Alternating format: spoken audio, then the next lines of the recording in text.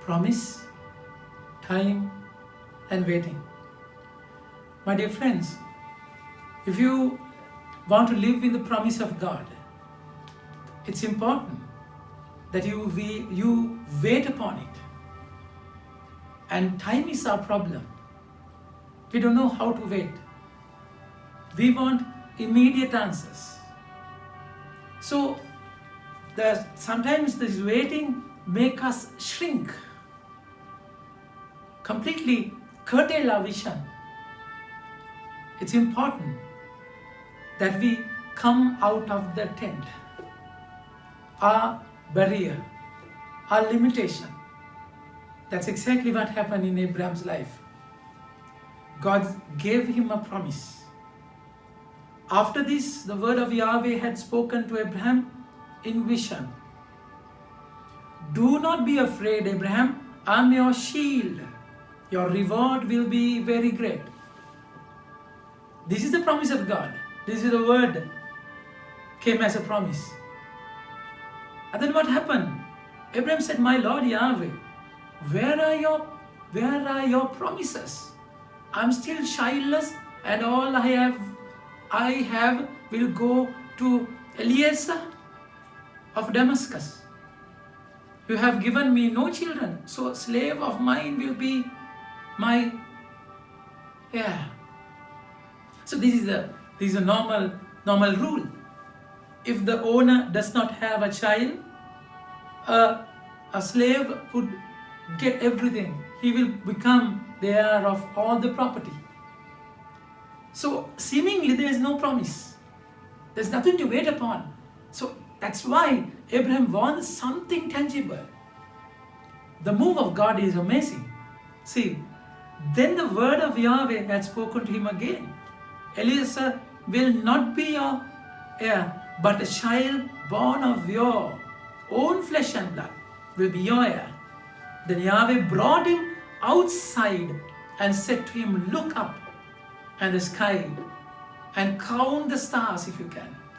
Your descendants will be like that. My dear friends, it's important that for us, if we are stuck in a well, if we are stuck in our limitation, it's stuck in our own imagination, if we are stuck in our own thought, it's important that you come out of the tent to look into the sky, not the rexing of the tent. Sometimes the sky is covered with my vision, my limitation, my thought, my planning, my impatience. It's important to come out of that tent and look into the sky. And he sees the numerous stars. And the beauty of this person, Abraham, that word says, he believed it. Then Yahweh and Abraham believed Yahweh, who because of this held him to be an upright man. He became a righteous person because he believed the word. Not because he's strong, no. He simply held on to the word. So we are a generation, we are a people who live in a hope. Hope which based on a promise of God.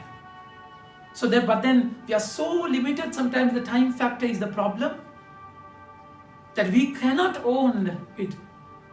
That's where when the Lord asked Abraham to make a covenant, then Abraham asked, my Lord, how am I to know that it shall be mine? Yahweh replied, bring me 3-year-old. And he asked Abraham to bring animal and cut them into two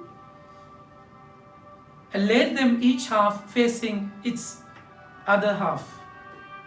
So the animals were cut into two pieces and they were kept either side. This is a normal way of a treaty, a covenant.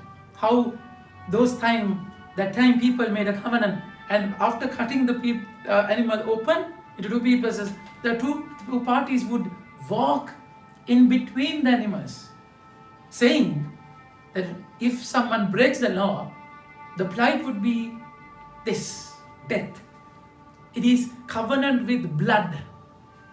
So God made a covenant with Abraham. So that's how he proved the promise.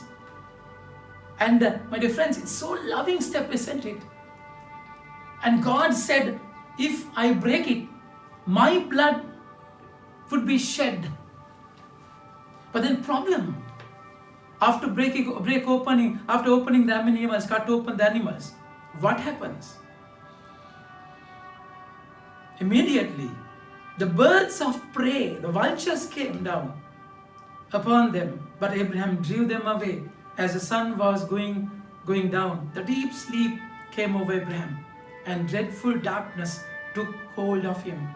When the sun had set, darkness had fallen. A smoke firepot and flaming touch passed between the halves of the victims.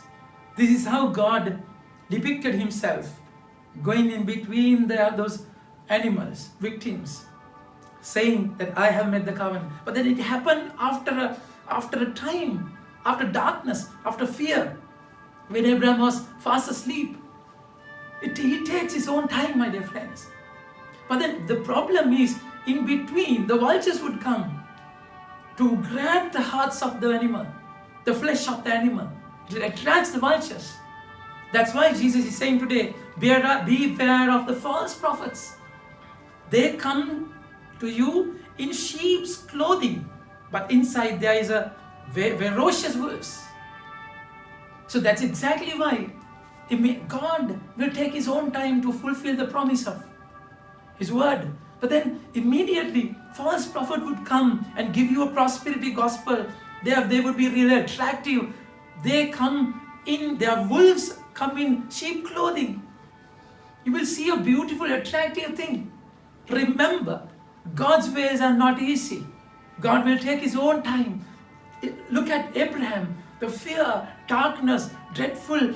It's a terrible experience. God took him through that desert for him to take to the promised land. Time is a factor that you have to wait upon him, my dear friends. You have to realize this. See, good tree always you will recognize them by their fruits. Do you ever pick grapes from thorny bushes or figs from thistles? So you will realize the danger later. They're momentary, isn't it? The good fruit bear the good tree will always bear good fruit. My dear friends, Eve was given a forbidden fruit. And that's what happened. So they bear fruit. You will realize later the danger that they are coming with. You will realize the wolf later. Immediately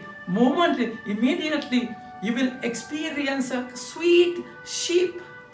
Inside they have the fruit, wolves. So when they bear fruit, from the fruits you will understand them.